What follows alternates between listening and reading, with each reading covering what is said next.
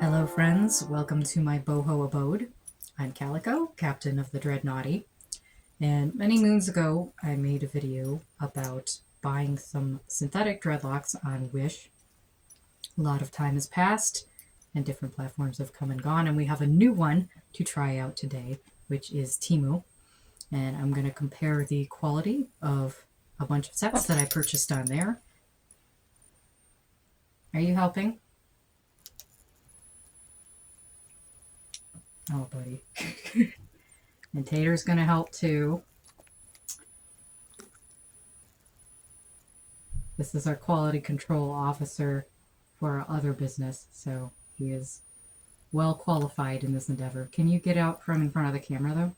Hey. Yes. Yes. This is Taterz, also known as Potato. Here you go.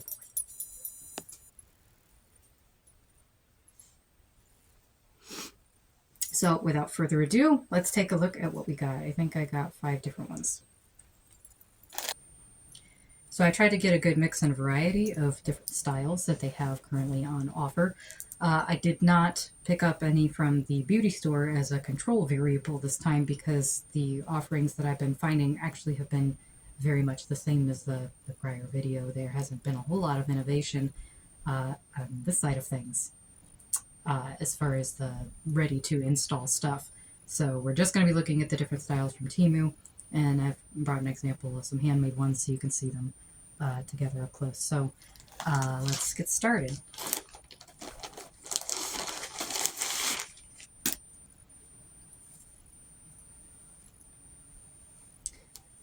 Pretty blonde ombre. I think this is trying to most emulate a smooth seal type of style. I do suspect that all of these are going to be made with a higher heat Henlon type of hair because they have the pre-dyed ombre already applied to them, and they do feel quite rough like that. It's not the worst. They definitely don't smell as bad or as weird as the Wish ones, and the style is remarkably consistent. It looks like it probably was done by a machine somehow. This is more crocheted than smooth in its texture, but the overall effect looks, I think, kind of more like a hot iron sealed, smooth seal thread. The thickness is remarkably consistent, and it's a pretty decent, it's kind of somewhere between a pencil and a Sharpie. And it's basically a perfect tube, but it doesn't have that hollow springiness that a lot of the ones from the store did. It does seem to have kind of a pretty solid core, and they seem like they would be quite durable and hold up. Now, the overall feel, though, is still quite abrasive and unpleasant. I don't know that I would want to wear these for any extended period of time. Like, maybe they would get broken in and become softer, but just at first glance, a little on the rough side. So there's the smooth seal kind of ones. And I am noticing, just looking through the package, a lot of consistency with that overall lock texture between the different styles. So whatever machine or needling kind of thing that they're doing, they seem to apply to all of them, which is very different from the Wish ones as well, which were quite diverse in the ways that they were failing, let's say. These are quite consistent, and that could be a good thing for you if you're trying to mix and match some different textures and create a really layered multi-textural look. So I got these ones, which I've had some requests for lately, the combination of the dread root, but very like short, only a few inches, and then loose, wavy hair at the end. And it took a couple of tries, and I failed a few times because I was having shedding issues when I was doing that with the low heat hair. But I think I have the technique down for a double-ended version that is free of shedding and has all of the softness and benefits of the low heat Kanekalon with the pretty looseness of just the wavy ends. So that is a style that I have available. I'm going to be adding it shortly now that I'm confident on the quality and technique. What do you think? Is that good stuff? Yeah? He loves this stuff. He loves being around me when I'm working. He loves being involved. He really loves braids when I'm standing up and doing the big Rapunzel ones. He just rolls over on the floor and shows his belly, and he likes to soak in the light. I have an iguana in a terrarium. It's quite large, and he likes to share the basking light, even though, you know, they don't quite get along yet. They vibe. They sunbathe together. So here you can see the water wave it's very strange. The water wave splits off like a split end and goes down one side, and then it's got this little micro braid on the other side, which also ends in a water wave. It's overall like a very pretty mixed texture, and I don't know that I would be able to offer it quite like this, because that's a lot of complication. But so you've got the dread top, the braid, and the water wave. And I don't know durability-wise how the water waves really hold up in the long term. Like I said, I've solved kind of the shedding issue, but it is loose hair, so it's going to snag a lot easier. It would be very difficult to reseal and maintain and clean and get that exact like waviness back. You could re-wave it. I'm sure you could do it, but I haven't really heard back from the people who have utilized that style what their maintenance regimen is really like. And I haven't really gotten a chance to wear them myself, so I can't advise about that part. But the braid, of course, should be pretty fine. Of course, the high heat braids tend to be quite durable, and that's really what the hair is designed to do, is be braided and emulate human hair while being smooth and kind of sleek and shiny. And so, you know, it's the dreading that ends up being a little bit weird, and is sort of a usage that we have derived from the same material, but it wasn't necessarily designed for originally. So these are a lot less consistent on the top, on the dreaded part. It's more like pencil thin, but the thickness is really varied, and there seem to be kind of some looser spots, which is not really a huge problem since they are double-ended, and that's the part that's going to be braided at the root. It doesn't have to be the tidiest ever, not a problem. But these are immaculate in their consistency, and even though this is obviously the same kind of felted pseudo crochet kind of style, it's a little bit different than these, but I would say that they're still probably interchangeable if you wanted to mix between the two. And so these very similar but single-ended. In my experiments, like the single-ended was perfectly fine, didn't have any shedding problems because you get the benefit of the loop really locking those fibers in and preventing any from sloughing off. The double-ended was where the problem came in. So comparing the two, I would expect a lot tidier roots than the single-ended. Let's see if that's the case. Yeah. Much more like these in thickness, both sort of that tending towards the Sharpie thick, which I think ends up a little bit better for a couple of reasons with this water wavy style.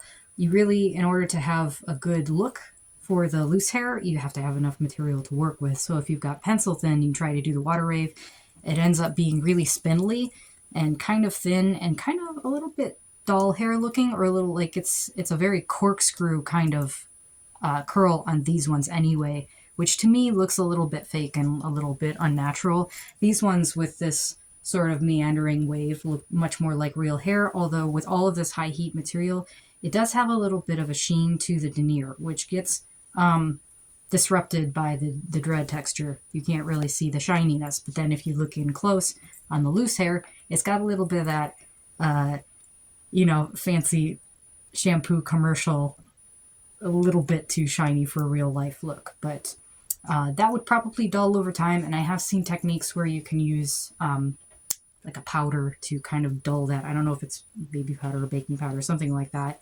but there's something that you can do to dull the sheen if you find that to be unnatural. But the overall effect of these, I think, is really kind of pleasant. It's a little jarring in the transition to loose hair. It kind of just cuts off because of that sheen and that denier. But the color is great. This looks like it's a number 30 into a 27 into a 613. So the auburn to blonde ombre, actually pretty natural looking. It's not too loud of a copper. Sometimes you can get those number 30s and they're a little closer to a 350 or something and they're kind of loud, but this is a really pretty color. and much more consistent on the quality than these ones on just the root part. And of course the single-ended, very easy to install with the assistance of a latch hook. And we do sell those in install kits in our store if you're looking for some. And as far as length, so far they've been, these are the longest. I think these were all sold at that, what would be our regular long, you know, the 18 to 22 inch range. There is some variance, but they're somewhat compatible. So this one is a bit different on the root part. A little bit more like what we've seen from the store, where it's like that that tube that kind of looks like it's been like wrapped around a hot tube, and it's got this hollow center. That's kind of what these look like. And this is a black root ombre going to a 27 light brown. Still a very pretty ombre with that high heat pre-dyed hair. Yeah, it's got like a really firm core, and these ones are pretty soft actually compared to the other ones. These are still have that real, it's very sandpapery, it's very rough kind of texture. These are much softer. I would almost prefer that, I think. And they have a much harder core than the ones that we got from the store that were those kind of springy, tubey. I'm not sure exactly how they manufacture it, but it was kind of more like a like a Marley braid kind of hair, where it's a lot of volume, but still really lightweight. They kind of felt more like that. These still feel weighty and substantial. Maybe too much, maybe a little overly heavy. They seem to contain a pretty good amount of material, but then they taper off into these loose ends. And I gotta say, I don't love the effect as much. I mean, both of these, they transitioned very abruptly into that loose hair. And this, I think, does kind of a weirder job of it, because it's got that like sharp kink where it does it, which looks a little strange to me. And the overall amount of loose hair proportion, I think, is maybe not as appealing. I almost like it better where it's got like the shorter dread portion and way more loose hair. But it comes down to individual preference. If this is more what you're going for, I think this is definitely a more comfortable option, and you probably get a lot more durability from dreading down farther than leaving a huge section of this loose. So those are all the natural colorways that I got. I don't know if I mentioned these ones are more like a 430 chocolate brown going into a 27. So I tried to pick up a good variety of natural colors to kind of show. And all of these are, from what I can tell, pretty faithful to their actual number code. Of course, sometimes when you get like a high heat or a henlon, it's going to be really different. So trying to get a good color match if you've purchased from us before or someone else before, or if you're trying to compare to something from the beauty store, sometimes the henlon is a lot more saturated or it's a lot different color, especially with the warm tones, I've noticed. Like the auburns and natural reds and things like that can vary quite a bit. These are the shortest. I think I'd have to check the receipt and see what they were actually quoted as for length, but there's a lot of variance, but they could still easily be layered and look good together if you were trying to do a mix of styles. So the last one was kind of just for funsies, just to see color-wise how they look in person, because there's a lot of the henlon, again, that is rainbow that ends up looking really dull or really weird when you just get the pack of hair. So I wanted to see how the dreads were. And the color is spectacular, I gotta say. This is a pretty good looking rainbow.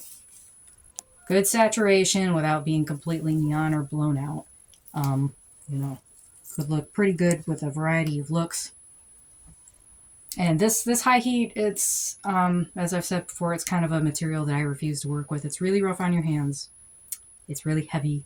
It's hard to heat seal. It doesn't really want to heat seal. I'm really not sure how they've gotten it to do this. But again, it's got, these are more like the smooth seal kind of texture, but it's so crinkly. I'm not noticing it velcroing too much or getting stuck on stuff, which is good. They all kind of still separate and lay somewhat naturally. So if you're worried about movement, I don't think that's actually too bad. But the hand feel, overall texture, it's very spongy, and springy. It's like the rough side of a sponge. Doesn't feel good on the skin. Doesn't smell though. That there's been no like artificial odor compared to the Wish ones that was so unpleasant before. One thing I don't love about some of these single-ended ones, and I don't know if there would be any way to tell from the listing whether they're going to be like this or not. Some of them, maybe it's the curly ones, maybe that's an indication. But you can see when they come on twist tie like this, the single end actually is just fully incorporated. You know, it's just that color. And these are interrupted by the rubber bands, these single-ended ones. And I used to, once upon a time, way long ago, I used to do it that way as well. Because it was pretty easy for the smooth sealed. But I really hate it. It does make it very... It makes for a tidy loop, but it also is pretty annoying to try to install. The little rubber bands degrade over time. All elastic, especially when it's held in tension, is going to degrade over time. So these will actually break off, and the more stress they're put under, the faster that happens. And sometimes that can be really annoying. Now, since these have been fully sealed and dreaded right below that point, it might not be a problem for that rubber band to break.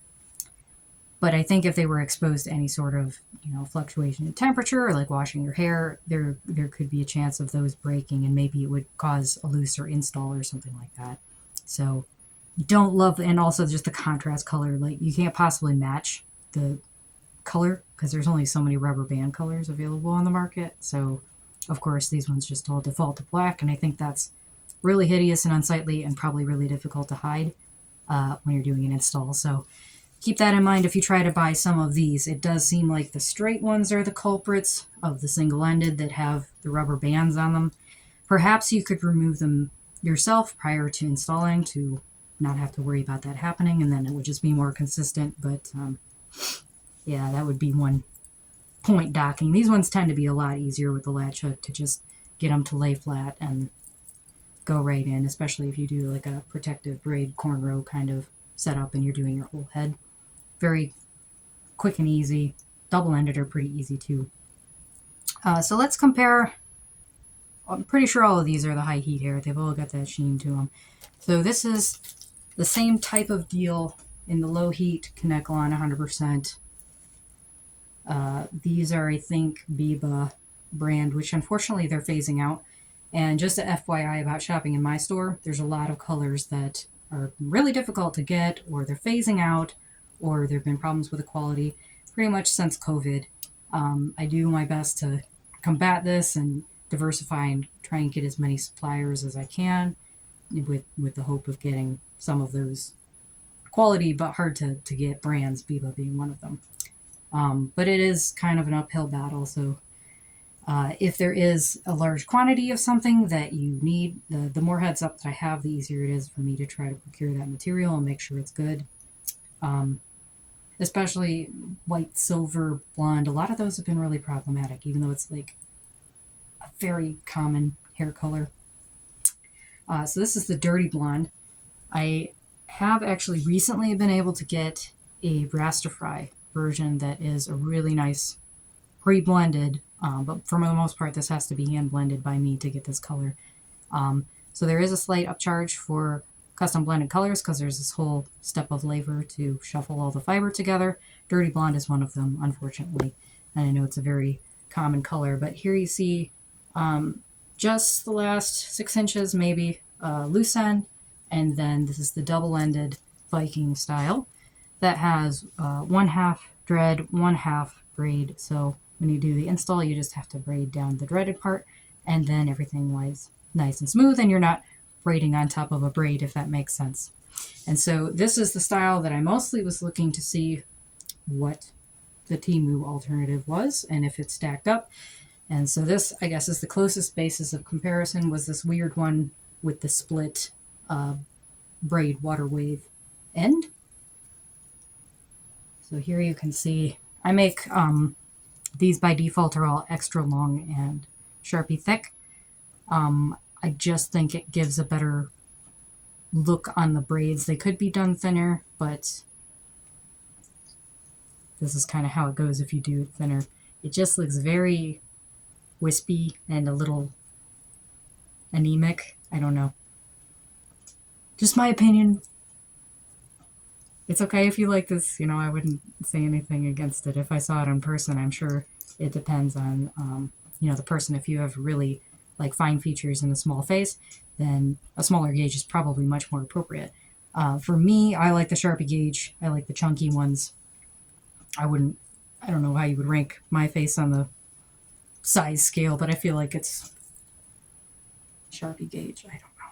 I don't know how it all works. And people say they're like a summer or a fall color. Like, I have no idea what any of these things mean. You know, I have no business even being in this industry, and yet here we are, persisting. But this is the handmade. Much more natural movement. There's no roughness. It's buttery soft. Of course, with all of these synth dreads, there is something of a risk of snagging if you get it right up against something like a belt buckle or a brush or like a hair clip or Velcro or something. You can cause a little bit of damage and some frizzing. But the nice part about these is they're very, very easy to maintain. I have no idea what the maintenance would be like for these, if these can even be resealed if you dunk them in hot water. But with the Viking combo, very, very easy. You just split them between the dread side and the braid side, like so. After you've uninstalled them, don't do this while you have them in, please. Please. And then gets a pot of boiling water going, and you just dunk, and it freshens, it cleanses, and reseals them if you happen to get any snags or damage or wear or anything like that. And these will last you as long as you take care of them. And these ones, I think, are probably a lot more durable than the Wish ones. Honestly, I expected, you know, a little bit scarred from last time. I expected bad things, but I don't have a ton of grief to give these Temu offerings. Their price was incredible. And as it says in the title and the clickbait, these I actually received for free because I had another order that was late. And Temu does a great job of like compensating if something goes wrong. So when it gets to be like over a month late, of course, the regular delivery does take it's very long because it's a direct ship from China, of course. So very lengthy.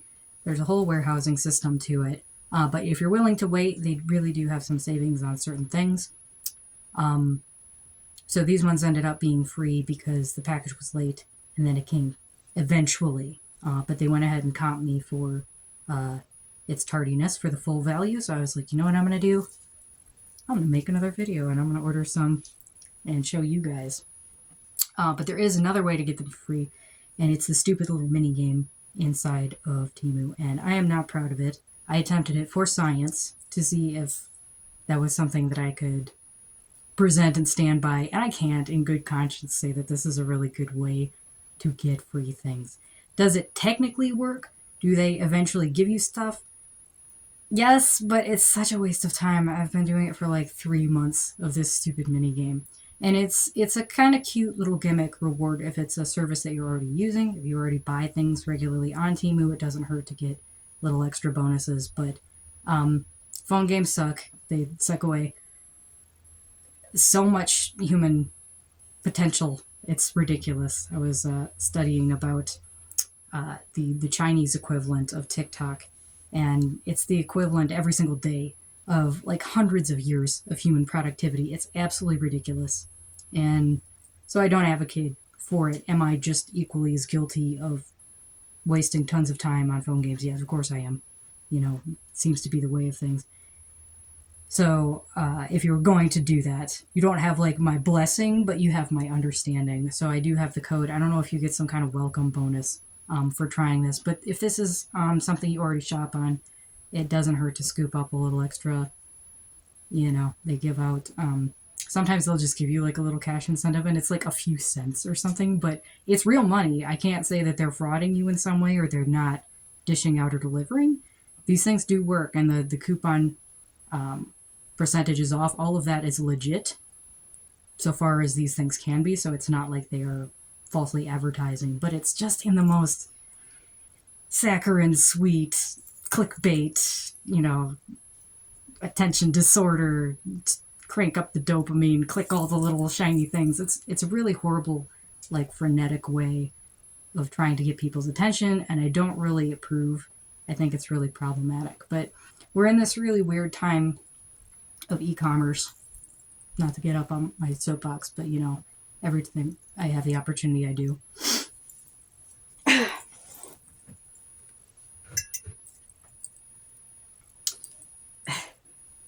So here's the biased part. Every time I get the chance to do one of these videos, I'm going to get up on my soapbox. But we're in this really weird time of e-commerce right now. And so I wanted to share my sincere thoughts, kind of being on the other side of the equation, I guess. When I first started looking into Temu, like, I expected to have certain feelings about it because Wish was a certain way. And the more that I dive into it, the more interesting it gets. It's somewhat profound, so I won't go like too crazy on you, but we're in this really weird state of e-commerce, right, where eBay has lost a lot of credibility. Shipping prices are just crushing all of our souls. They're just absurd. There needs to be some kind of subsidy or something to get that shit under control, because there's no way to remain competitive. International tariffs are at really bad places, I think. Like, it's quite antisocial. Countries that are supposed to be allies are just taxing the shit out of each other in really bizarre ways, and discouraging, especially handicrafts, which means you're discouraging especially cultural exchange, which to me is a problem. But I don't see advocation, or like, it's just not like how it used to be. When Etsy was young, they actually put a lot of resources forth towards establishing policies to try to make handicraft trade more accessible. They had a whole lot of beautiful ambitions about trying to empower women business owners around the world, and other minorities as well, and trying to make sure everybody could become a business owner. And they did incredible things, and they peaked over COVID. Of course, there was a huge influx of people being able to turn their passion into a business and try to cope with COVID and not being able to go to work by working from home. And so there was this huge boom. And then Etsy made a couple of truly bizarre, questionable decisions about acquisitions. And I feel like acquisitions are always a terrible idea and very rarely go well for any party involved. And, just trying to go around buying up other companies to either eliminate competition or get a piece of their market share. Who wins that? Definitely not the worker. So, Etsy went around, they got Depop, they got a couple other things, and they saw a big tank in their stock as a result. And I think, like, a lot of things on Etsy have slipped, and they're not things that are going to potentially change anytime soon. So it brings us to this weird place of like, okay, so is that because of things like Amazon and Temu? What's it because of? And on the whole, I think it isn't even so much because of that. If Amazon magically went away overnight, I don't think Etsy would just thrive and flourish, because there's things about the way that Etsy has built its customer user experience that are just not fun. It's not really fun to shop. They haven't really secured themselves as like the number one place that you just by default go. You don't want a thing or have a gift you need to get for someone and think, yes, Etsy, that's where we go first. Even I don't do that. Etsy is like 2 or 3 on my list, right? And I'm on there, and I know the consequences. But it's like, yeah, the shipping is killing us. We're not doing anything about it. Etsy's not doing anything to alleviate the shipping burden on the seller's part. And in fact, they make it a lot worse by really not requiring, but basically requiring the offering of free shipping. And there's just this pressure, and there's no let off anywhere, and there's nowhere really compensating for it. So very difficult to remain competitive, and just like doing things that are very contrary to the identity of independent sellers and handmade.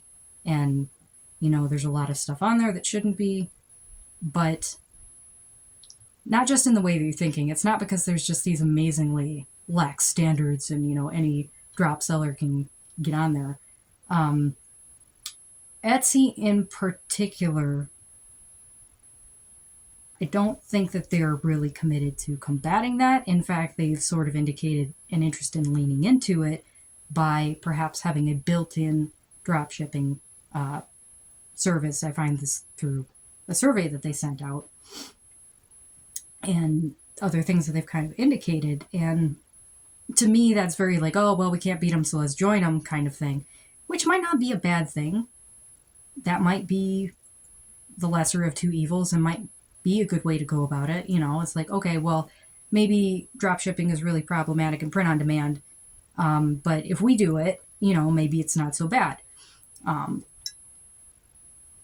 think that's partly true, but it's also kind of like misplaced priority.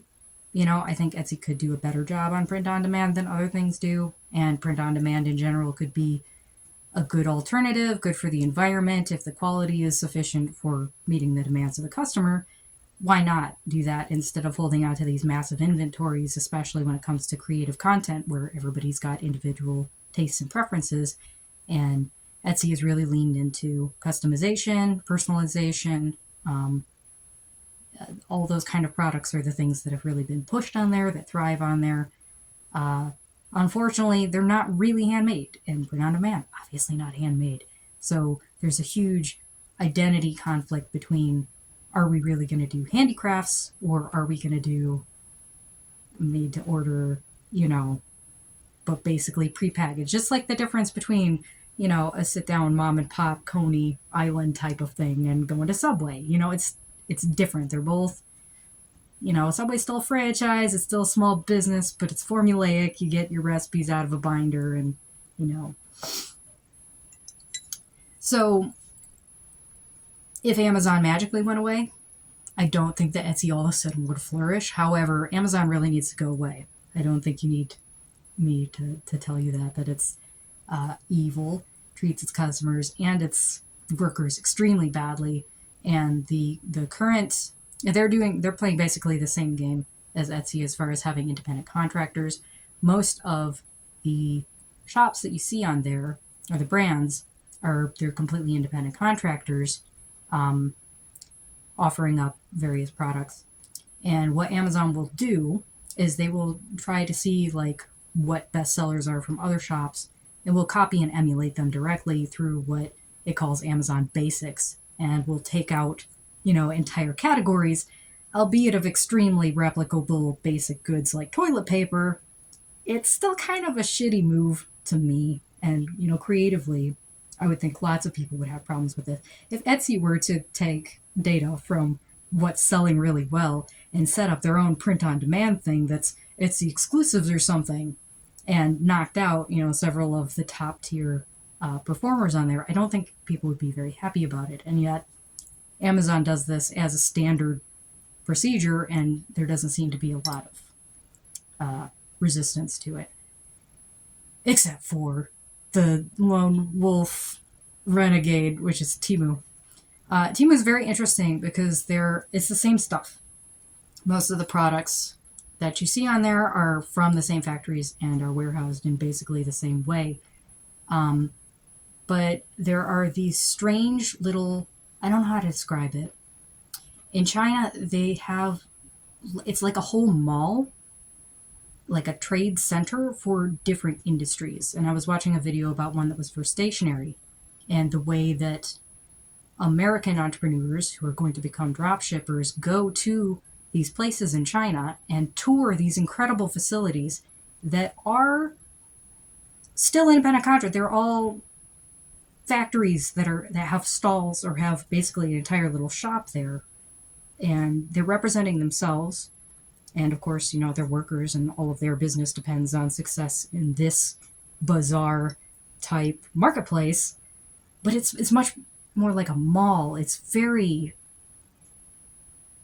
I can't say it's not industrial aesthetic necessarily. It's an industrial mode that we just kind of don't have an equivalent for. Like, we have trade shows here, and you can go. There was this big one recently that was like the Crystal Show, I think, in Tucson. I saw a lot of people posting about sourcing a lot of their goods from there. And you do this, of course, as a business owner, because you want to be able to control the quality. You want to know what you're getting. you want to go hand select certain things.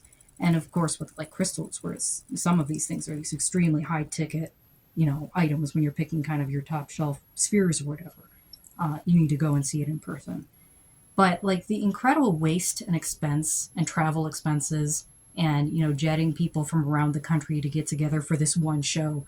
I was watching a thing about somebody tallying their expenses just to attend, not even what they spent on goods, but just for them to go and have this experience. It was astronomical. It was like 10 grand or something absolutely stupid for a couple people to stay for a week.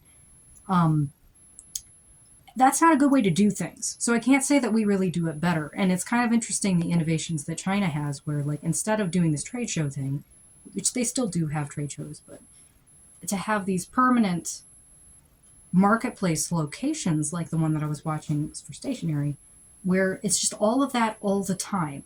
And you have these factories creating and curating these booths for people to come and experience and source their products all the time, so much more efficiently. So, of course, when it's an American coming and doing that, it's not super great.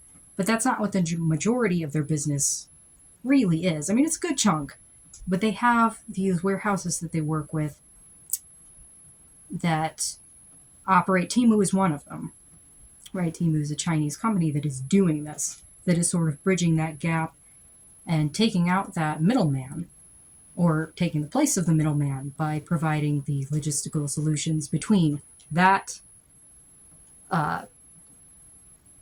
trade center and the customer direct. So all of the things that you are seeing listed on Temu have been curated and listed from those centers that are acting as liaisons directly from the factory. And so the goods are very much the same as what a couple more steps in between an Amazon dropshipper is getting. So that's why you see something on Temu is $5, on Amazon it's $15, because there's two other people taking a cut in between. Now, what does that mean? I would say, like, given the choice between the two of them, if you have time, you might as well save yourself the money on Temu, because if for no other reason, it's the exact same item coming from the same factory in the same place. But also, what does disrupting Amazon's chokehold on this really mean? It's like, well, you're removing these extra couple steps.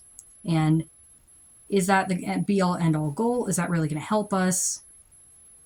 Maybe not, but I think just opening up a little more space and removing some redundancies and removing, at least additional places where things can go wrong is potentially a good thing, because you're opening up a niche that maybe could be filled in a more holistic way that isn't just the fluff, that isn't just the insurance salespeople, right? There's a lot of these middlemen that are putting steps between the consumer and the goods, and it's wasteful. So I would say if you've got the choice between the two of those are a very direct comparison. Now, I would not say, obviously, shop on Temu instead of buying handmade, especially when it comes to dreads. I'm not going to say that because that would be disadvantageous to me, but I do also understand, this is $275 right now. That's a lot of money. It sucks. I hate to have to charge that. I did not increase my prices for the inflationing of this year. My prices have stayed the same on most items, but it's expensive. There's no two ways about it. I stand by the quality, and I think it's worth it.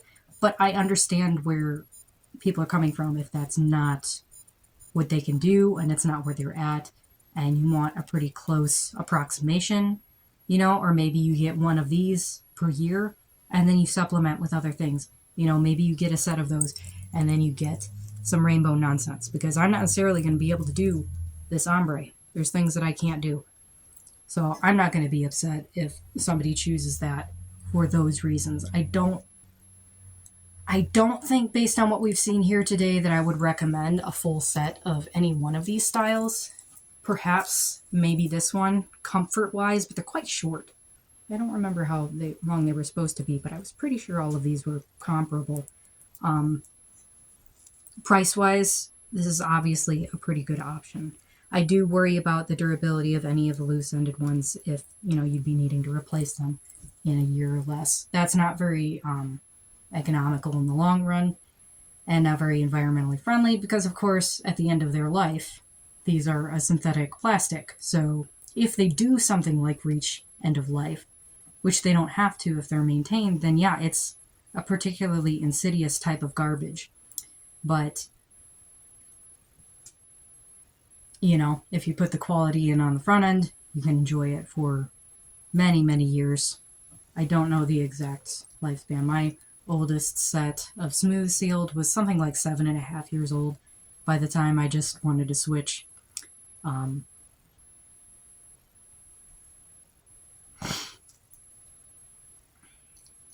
Now we do the more boho style.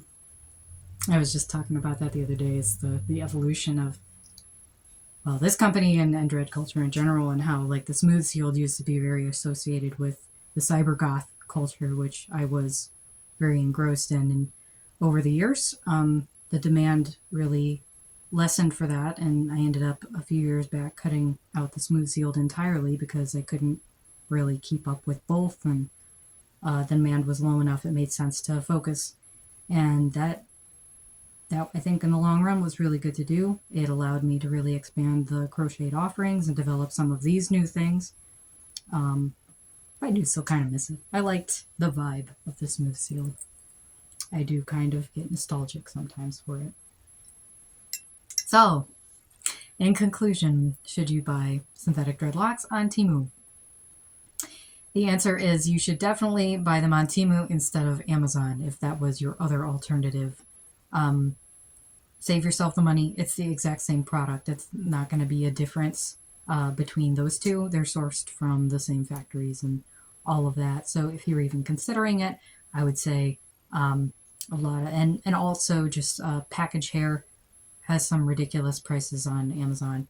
Sometimes these prices are not super better, but it kind of depends what it is. I would say these fully prepared hair extensions seem to be a little better price on there.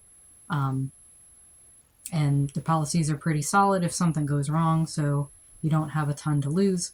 And their reward program is pretty okay. Of course, you get none of those benefits really on Amazon, except for perhaps the return policy. And I'm honestly not sure what their return policy is for hair extensions, because there are health code considerations, of course, for any sort of extensions, things that are coming in direct contact with the head. We have the same limitations on return policy for hygiene reasons. So you'd have to look up on that. But I think Temu is more or less no questions asked. Every return or issue that I've had, I ordered jewelry that had some flaws and things, and you just snap a picture and it refunds immediately. It's quite convenient.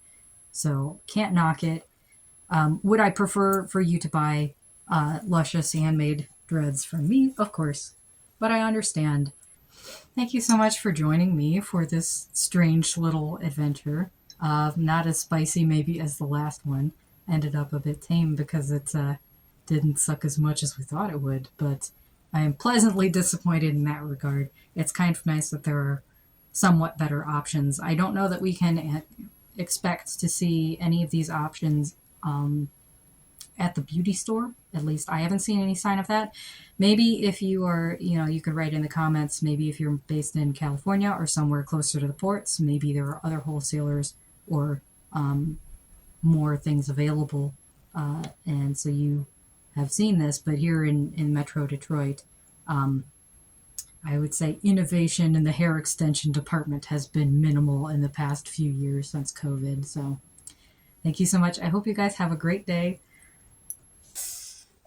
Please ignore the terrible lighting. Of course, the orange background is really blowing out some of these colors, but as the title implied, there is also the opportunity to earn some free dreads by commenting below. I have no use for these myself. It was just for demonstration purposes. So if you would like the chance to experience these firsthand, I will send all 5 of these lovely little sets to a willing guinea pig. Please comment below to be entered to win for free all of these sets. Thank you so much for watching.